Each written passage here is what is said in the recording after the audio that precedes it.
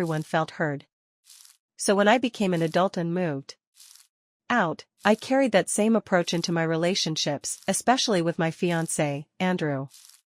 I met Andrew when I was 23. He was 2 years older, worked as a mechanic, and had a calm, steady personality that seemed like the perfect balance to my talkative, planning-obsessed nature. I liked organizing. He liked going with the flow. I thought we made a great pair because of that.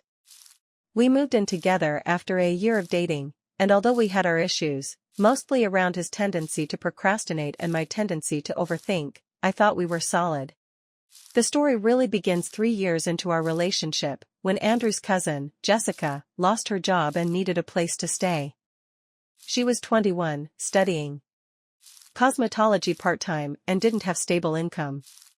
Andrew suggested she stay with us for a month or two until she got back on her feet. I wasn't thrilled, but I agreed because she didn't have many options. She moved in with 2 suitcases and a duffel bag, and at first things were fine. Jessica and I got along decently during the first few weeks. She was friendly enough, but she had this habit of wandering into conversations that didn't involve her, giving opinions nobody asked for, and borrowing things without asking. I tried to ignore it. In my mind, she was going through a tough time and was probably stressed. But slowly, things escalated. She started eating food I specifically set aside for my work lunches, even after I labeled them. She left her laundry piled up for days.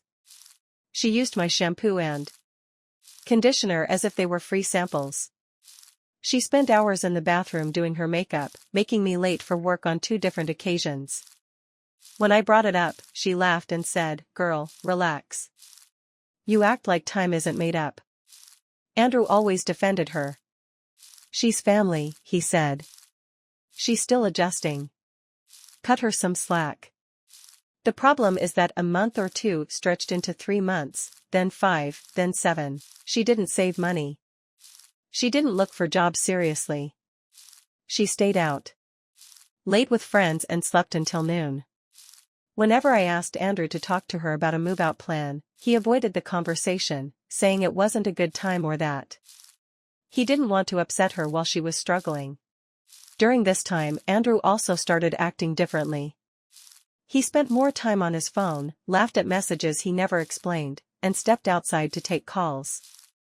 I sometimes heard Jessica giggling in her room at the same exact time, but I never jumped to conclusions. I assumed they were close cousins and shared jokes. It didn't occur to me that something else might be happening. One day, I came home early from work because our office had a partial power outage. When I walked into the apartment, the living room TV was on, but nobody was there. I called Andrew's name. No answer. I walked toward the bedroom thinking he might be asleep, but the door was locked. That was odd because we never locked the door. Unless one of us was changing. I knocked, and after a short delay, Andrew opened the door partially, his hair messy, shirt half-tucked, and smelling faintly of Jessica's signature coconut body spray. My stomach sank a little, but I didn't say anything. Jessica wasn't in sight, but I heard rustling inside the room. Andrew said he accidentally locked the door and was just picking up stuff. I didn't push it. I stepped away and told myself I was imagining things. Over the next few weeks, though, I felt something fundamentally shift between us. Andrew grew more distant. Jessica grew more comfortable. The 2 of them exchanged glances when they thought I wasn't looking. She made jokes about how protective Andrew was of her. Once, when I came home with groceries, I saw them sitting very close together on the couch, and Jessica jumped up quickly like a kid caught with something she shouldn't have. Andrew claimed they were watching a video about car repairs. I tried telling myself I was overanalyzing. But one weekend in July, everything became clear. Andrew said he had to go to his friend Mike's garage to help fix a transmission. He left around 10 a.m. Jessica said she had plans with a friend and left around noon. Nothing seemed unusual. I spent the day decluttering the apartment because I wanted to regain a sense of control. While sorting through our closet, I accidentally knocked over Andrew's old toolbox. His tablet, which he rarely used, slid out from underneath it. I picked it up to put it back, and it lit up, no password required. A message preview popped up instantly, Jessica, leaving now. Can't wait. Same motel? My whole body went numb. I opened the message thread, and there were weeks, months, of conversations. Flirty messages. Photos I didn't want to see. Plans to meet. When I was at work. Complaints about how boring I was. Conversations about whether Andrew should break up with me after Jessica figured her life out. Even messages. Where they made fun of my routines and my hobbies. Everything clicked at once. The late-night calls. The giggles. The locked bedroom door. The sudden shift in behavior. The coconut scent. The reason Andrew defended her every time. The reason she didn't move out. I sat on the floor of the closet, staring at the tablet, feeling like the air around me had thickened. For nearly 8 months, they had been sleeping with each other. Under my roof, eating my food, using my utilities, and lying to my face every single day. I didn't cry. I didn't scream. I didn't rage. I just felt a cold, heavy wave of clarity wash over me. I screenshotted everything and emailed the files to myself. Then, I quietly put the tablet back. I didn't confront them immediately because I knew what would happen. They would deny it, blame me, twist it, or accuse me of invading privacy. I also didn't want them to suddenly leave before I had everything sorted. I needed a plan because the lease was in my name, the furniture was mine, and the security deposit came from my money. If they tried to flip the situation, I didn't want to be the one thrown out. So instead of reacting, I observed. I waited. I let them think I knew nothing. Over the next week, I started preparing silently. I called my friend Tasha, who worked in property management, and asked whether I could legally change the locks if non-tenants left voluntarily. She said yes, as long as the person wasn't on the lease and I wasn't putting their belongings outside without notice. I asked her about subletting clauses and confirming primary residency rights. She guided me through the documents. Then I went into the lease portal and downloaded every page.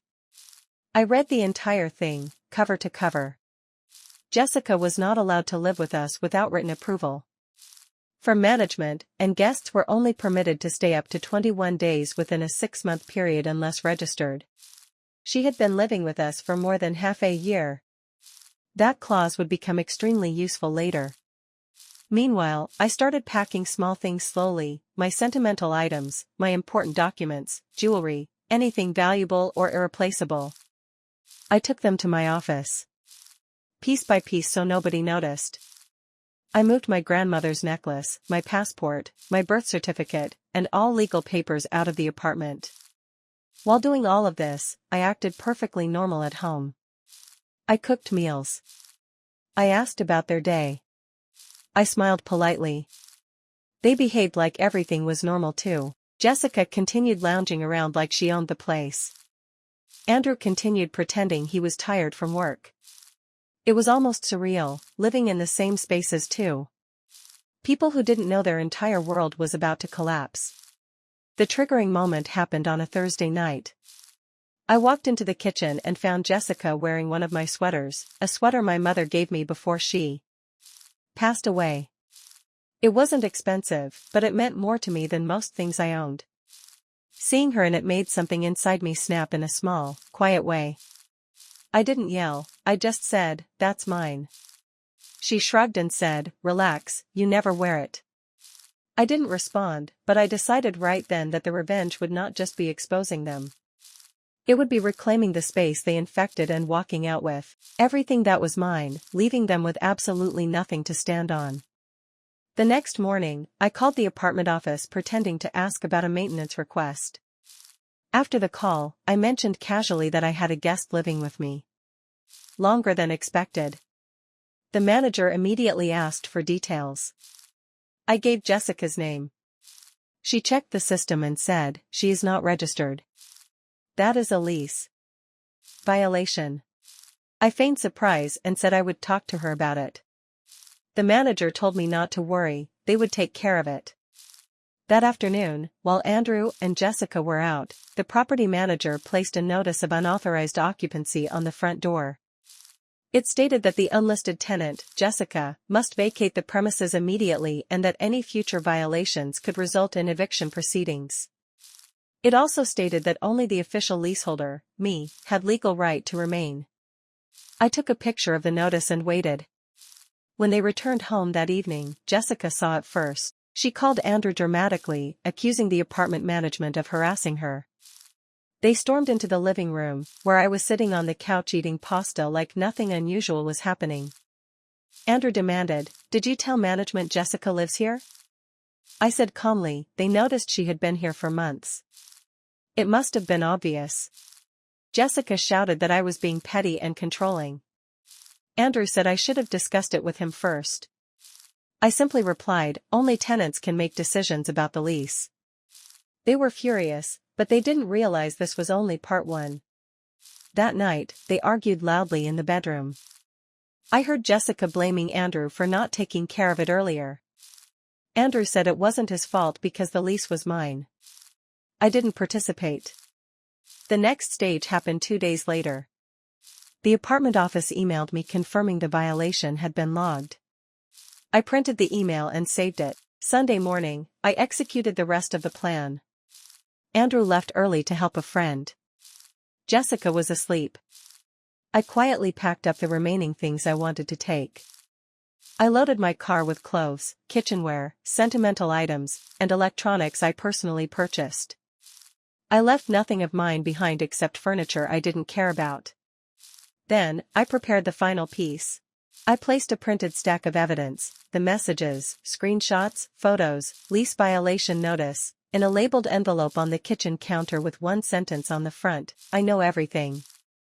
I took one last look around the apartment, locked the door behind me, and drove straight to Tasha's place, where I was staying temporarily. That evening, my phone exploded with calls. First from Andrew. Then Jessica. Then Andrew again. I didn't answer a single one. The next day, I received a voicemail from the property manager informing me that Jessica had been seen packing and leaving the apartment, and that the violation was cleared. Another voicemail said Andrew wanted to resolve things. I ignored them. 2 days later, I returned with the apartment manager and officially changed the locks. Andrew came home that afternoon to find his key no longer worked. He called me. Repeatedly. I didn't respond. That night, I sent him one text. "Check the envelope on the counter. You have until the end of the month to move your things. Do not contact me." I spoke to the apartment office and confirmed that since Andrew was not on the lease, I wasn't obligated to let him stay. They said they would remove him as an approved occupant and issue warnings if he attempted to force entry. For the next week, he sent long messages alternating between apologies, excuses, guilt trips, and anger. Jessica posted vague Instagram stories about fake women and jealous energy. I didn't reply to any of it. Word eventually reached his family, and I received messages from 3 different relatives, 2 apologizing for their behavior, 1 blaming me for being dramatic. I ignored everything. Andrew retrieved his belongings on the last day of the month under supervision from the apartment office. I wasn't there. I didn't need to be. He later tried reconnecting, claiming Jessica had manipulated him, that it wasn't serious, that he wanted to fix things. I blocked him everywhere. The final part of my revenge came unintentionally. Months later, a mutual friend told me Andrew and Jessica had started officially dating after I moved out, but their relationship fell apart quickly. Jessica moved in with him temporarily, but his family rejected her.